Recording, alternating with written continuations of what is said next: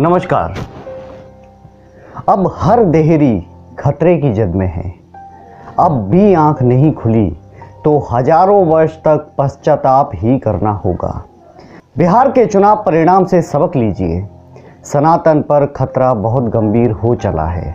आज बिहार में दिखा है, कल पूरे देश में अवश्य दिखने और लागू होने वाला है। बहुत सेक्युलर और अनावश्यक सहानुभूति बांटने वालों, खोल लो अपनी आंखें, दृश्य देखो और वास्तविक जमीन की तलाश करो। यह तो केवल एक वानगी भर है। बिहार के सीमांचल इलाके में 24 सीटें हैं, जिनमें से आधी से ज़्यादा सीटों पर मुसलमानों की आबादी आधी से ज़्यादा है। असुद्दीन ओवैसी की पार्टी AIMIM इनमें से 5 सीटों पर जीत हासिल की है। चुनाव नतीजे आने से पहले राजनीतिक विश्लेषज्ञ ये मान रहे थे कि सीमांचल के मुसलमान मतदाता ओवैसी की पार्टी की बजाय धर्मनिरपेक्ष छवि रखने वाली महागठबंधन की पार्टियों को तरजीह देंगे, लेकिन मुसलमानों ने महागठबंधन को नकार कर ओवैसी की पार्टी के साथ जाना पसंद किया। बिहार में हुई AIMIM की यह जीत से बाबा साहब भीमराव अंबेडकर की भविष्यवाणी बिल्कुल सच होती दिखाई दे रही है। दरअसल यह इतिहास से सबक लेने का समय है। ज़्यादा दिन नहीं बीते हैं, केवल 72 वर्ष बीते हैं, लेकिन हालात वहीं पहुंच गए हैं जहां 1946 में सरदार पटेल ने इसे ठीक किया था। केवल एक बीज गलती से बच गया था। गलती के पीछे केवल मानवीयता थी, वरना यह नौबत नहीं आती।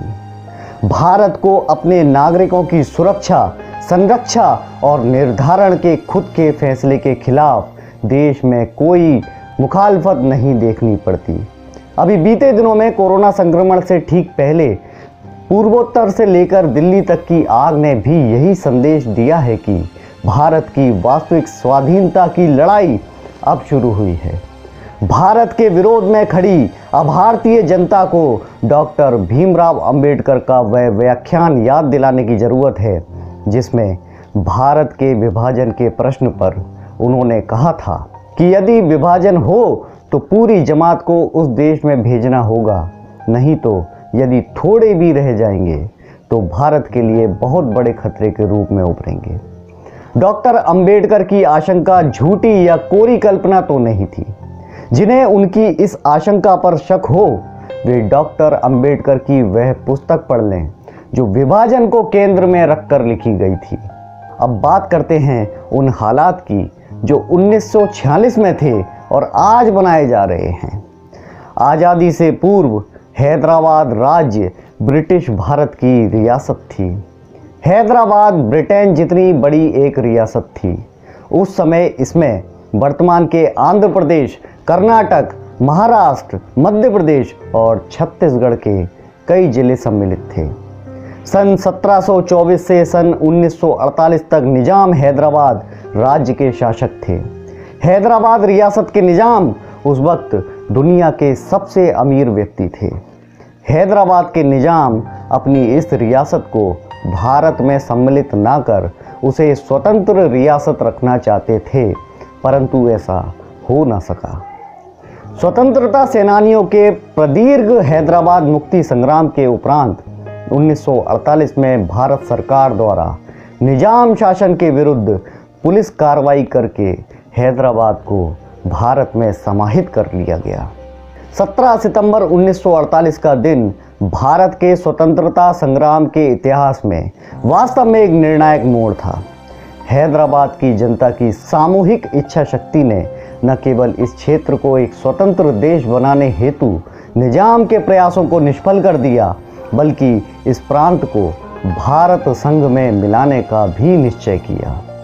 जब 15 अगस्त 1947 को पूरा भारत स्वतंत्रता दिवस मना रहा था, तो निजाम के राजसी शासन के लोग हैदराबाद राज्य को भारत में मिलाने की मांग करने पर अत्याचार और दमन का सामना कर रहे थे। हैदराबाद की जनता ने निजाम और उसकी निजी सेना रजाकारों की क्रूरता से निडर होकर अपनी आज़ादी के लिए पूरे जोश से लड़ाई जारी रखी।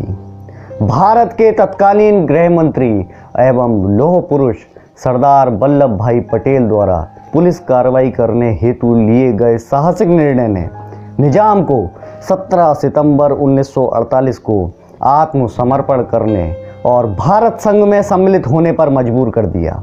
इस कार्रवाई को ऑपरेशन पोलो नाम दिया गया था।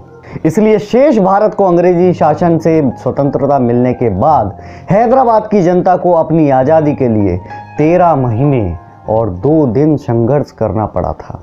यदि निजाम को उसके षड्यंत्र में सफल होने दिया जाता तो भारत का नक्शा वह नहीं होता जो आज है। निजाम के पास 22,000 फौजियों की सेना थी, जिसमें अरब, पठान, रोहिल्ले आदि शामिल थे। उन दिनों मजलिसी नेता कासिम रिजवी ने निजाम की हुकूमत बचाने के लिए निजाम के आदेश पर एक मिलिशिया यानी निजी सांप्रदायिक मुस्लिम सेना का गठन किया, जिसे रजाकार के नाम से जाना जाता है। इसमें शामिल रजाकारों की तादाद उन दिनों लगभग 2 लाख तक बताई जाती है। आम मुस्लिम आबादी पर कासिम की पकड़ भी इस संगठन के जरिए समझी जा सकती है। इन्हीं रजाकारों ने बाद में मजलिस ए इत्तेहादुल मुसलमीन नामक राजनीतिक दल का गठन किया, जिसका झंडा उठाकर असउद्दीन ओवैसी और अकबरुद्दीन ओवैसी आज भी सांप्रदायिक व भारत की अखंडता के विरुद्ध बयानबाजी व हरकतें करते रहते हैं। रजाकार एक संगठित हथियारबंद गिरोह था जो रियासत में खुलेआम सांप्रदायिक लूटपाट, हत्या और बलात्कार को अंजाम दे रहा था। निजाम और उसकी सरकार 1947 आते आते पूरी तरह से इनकी गिरफ्त में थी। हैदराबाद में वही होता था जो रजाकार गिरोह का नेता कासिम रिजवी चाहता था। आज़ादी के समय निजाम ने भारत में विलय करने से इनकार कर दिया था। सितंबर 1948 तक कई वार्ताओं के दौर चले, लेकिन निजाम टस से मस न हुआ। निजाम की निजामशाही के खिलाफ, उसके जमींदारों के खिलाफ आज़ाद भारत में आम जनता का पहला संगठित विद्रोह हुआ। निजाम की हुकूमत को 17 सितंबर 1948 में 5 दिन का भारतीय फौजी अभियान ऑपरेशन पोलो उर्फ पुलिस एक्शन के सामने घुटने टेक देने पड़े। निजाम के अरब कमांडर अल इदरूस को जनरल चौधरी के सामने समर्पण करना पड़ा। इस लड़ाई में भारत के 32 फौजी मरे। निजाम की तरफ से मरने वालों की संख्या 1863 बताई गई, लेकिन उन हालात में हुई व्यापक हिंसा में मरने वालों की संख्या विभिन्न इतिहासकारों के माध्यम से 50,000 से 2 लाख तक बताई जाती है। MIM चीफ कासिम रिजवी 1948 से 1957 तक जेल में रहा। फिर पाकिस्तान चले जाने की शर्त पर उसे रिहा करके कराची भेज दिया गया। जब तक सरदार पटेल गृह मंत्री रहे, तब तक उनके आदेश पर MIM पर 1948 से 1957 तक प्रतिबंध रहा। इसके सभी प्रमुख लोगों को जेल में डाल दिया गया था। लेकिन 1947 में जब जवाहरलाल नेहरू दूसरी बार भारत के प्रधानमंत्री बने, तो उन्होंने देश को बांटने वाली इस पार्टी MIM से प्रतिबंध उठा लिया और इसे एक राजनीतिक दल की मान्यता जबरदस्त विरोध के बावजूद दिलवा दी।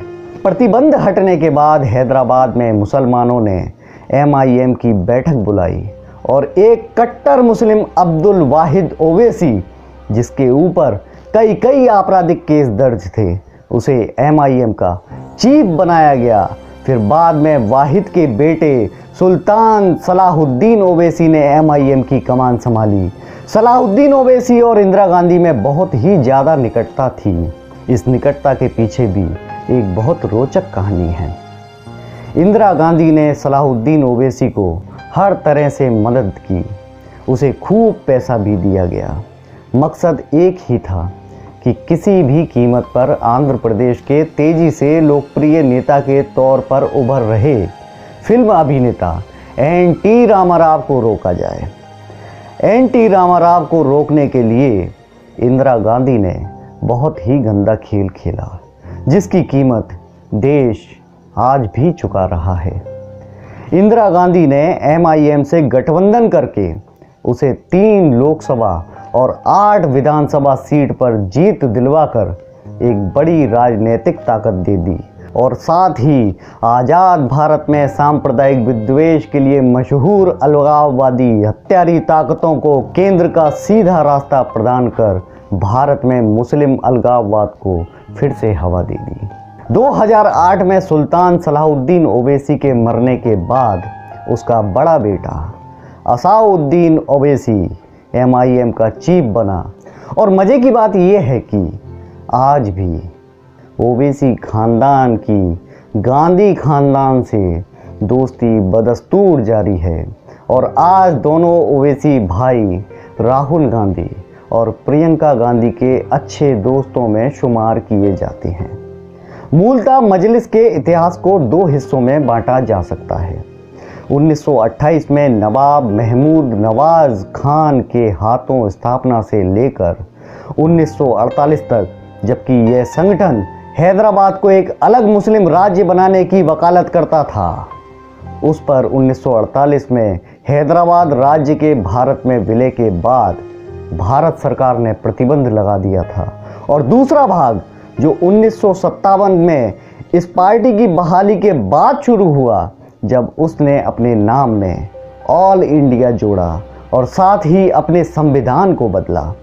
कासिम रिजवी ने, जो हैदराबाद राज्य के विरुद्ध भारत सरकार की कार्रवाई के समय मजलिस का अध्यक्ष था और गिरफ्तार कर लिया गया था, उसने पाकिस्तान चले जाने से पहले इस पार्टी की बागडोर उस समय के एक मशहूर वकील अब्दुल वाहिद ओवैसी के हवाले कर दी थी।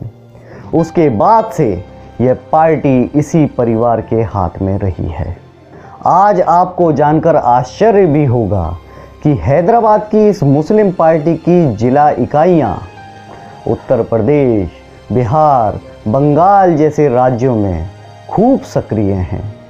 नागरिकता कानून के खिलाफ जो दृश्य बीते दिनों में पूरे भारत में उपस्थित हुए, उसको गहराई से समझने की आवश्यकता है। यह महज कोई दंगा या फसाद नहीं था, यह सीधे सनातनता को चुनौती है। नमस्कार।